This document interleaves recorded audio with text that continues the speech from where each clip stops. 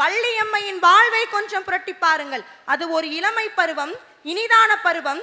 அப்பொழுதும் கூட போராட்டம் போராட்டம் என்று சொல்லி ஒரு போராளியாகவே மாறிவிட்டால். இளமையிலே ஒரு கடமை உணர்ச்சி, அங்கே வறுமையில் ஒரு கடமை உணர்ச்சி, இங்க இளமையிலேயே ஒரு கடமை உணர்ச்சி.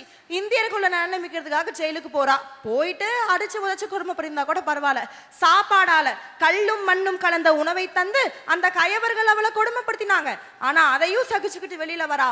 உடல்நலம் குன்றிய நிலையில் அப்படியே படுத்த படுக்கை ஆயிட்டா.